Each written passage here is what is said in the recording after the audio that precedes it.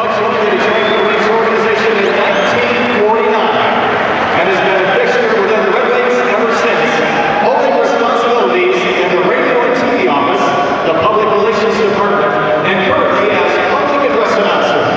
Ladies and gentlemen, please welcome Lynch.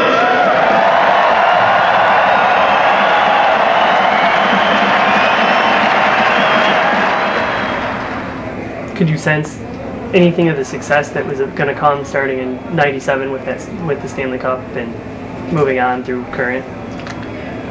Well, it's getting a team together with veterans and youth, and certainly in the Detroit case, the European imports from just about every country, and from Russia and Czechoslovakia to start with, and some college kids too made it in those days.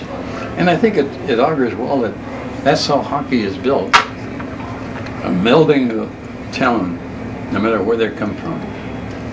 And you can see that the Wings were on the right path to go back to back with Stanley Cups. That's not very often heard of. They almost did it again, but Pittsburgh was too good the last time.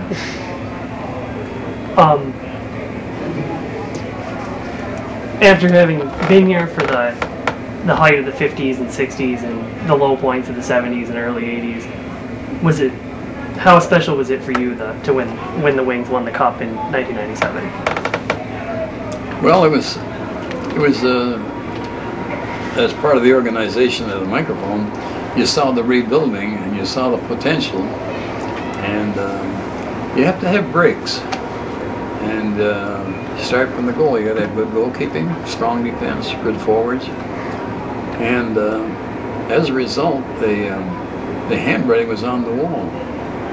Beat us if you can, but they were ready to beat everybody else, and it proved it in the long run when they were able to weather the storm in the playoffs. And it's a long season, and then the playoffs are just as long. The players don't like to have a long summer. What was your favorite moment of the Yzerman era, spanning from when he came in '83 up until he retired in 2006? Well, I think I took him to a banquet one time. I think it was Chatham, Ontario, and he was a little kid, really, not too far from home in those days. But anyway, he handled himself real well. And all we did was talking, going there. I kept saying, let them ask a question, you'll have an answer. And through his whole career, he's done that thing. And he helps other kids in the dressing room now, because the media are always asking questions. And Stevie has helped so many others along the way to handle it. Going back to the 1950s, and I know I've heard you say that Gordie Howe is your favorite player of all time. What was your favorite moment back in those days? Well, I guess the excitement of seeing the Adam reunite Abel, Lindsay, and Howe. Abel, of course, out of the service in the Canadian Air Force, and Howe was the big brute from Saskatchewan. And Lindsay was the kid from St. Michael's College. And watching that line, the production line aptly named, Sid Abel used to tell the story many times. I'd get the puck at center ice and I'd throw it in the corner and send the two kids in to send it back to me so I could score a goal.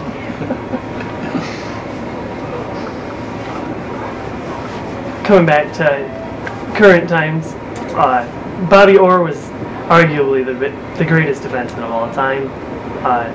Does Nick Lindstrom remind you of Orr at all? And do you think there might be an argument that he could dethrone Orr as the best defenseman of all time?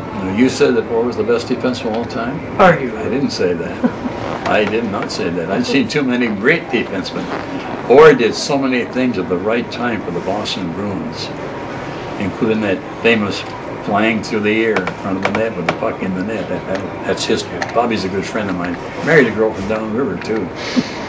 But anyway, every team had a great defenseman. Butch Bouchard of Montreal was tough in his day. Bob Golden and Red Kelly of Detroit were great. Leo Boyden. Every team had tough defensemen. And I always tell a story about Boyden. Boyden would used to come the fire plug, and he was only about 5'3", 4". and he was the first player that knew how to use his hip. And when the player got to the blue line on his side, he'd throw that hip at him, and the guy would be on the ice horizontal to the boards. That's why Sashak would say, anybody shoots from the blue line, I can make that save.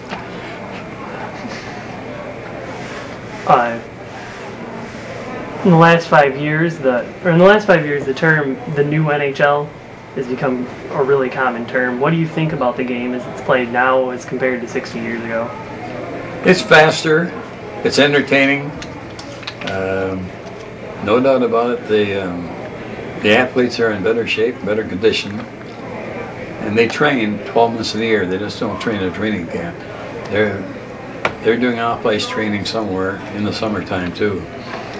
And with the expansion, whoever thought we'd have hockey in Florida? Whoever thought we'd have hockey in LA?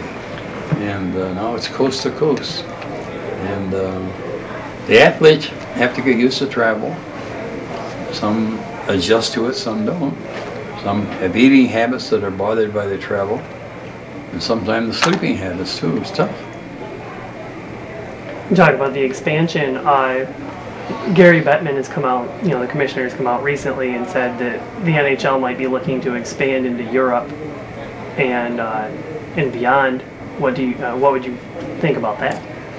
Well, I said all along, expansion is going to come, but the Norris had a team in London, England one time, and Doug Barkley and Al Coates were there, and they played in Wembley in London, and played in Germany, and played in France. A minor pro league, but their players over there were playing hockey then. And as the commissioner said, the expansion, the handwriting's on the wall someday. Well, pre-season they go over there and play games now. But I said someday there might be a team from Japan. They said, what do you mean, Japan? They said, we had a kid from Chatham, Ontario one time, Mil Wagabayashi. And good little hockey player. Jack Adams told him he'd never make the NHL, so he gave him a scholarship in Ann Arbor. Graduated University of Michigan, went west, and did very well with the engineers out there and the mining people. Went back to Japan, and up until a few years ago, he was coaching a team in Japan University. Mil Wagabayashi. Excuse me. What's your stance on fighting in the game, in hockey? I think it's part of the game. Years ago they had no helmets, and they took gloves off and they went with their bare knuckles. Now, with the helmets on, Joe Kocher is the perfect example. When he took his gloves off, he hit the buckle on the helmet instead, and he ruined about 4 knuckles, ruined his golf game for one summer. Do you think we need more guys like Bob Probert and Joe Kocher back in the NHL?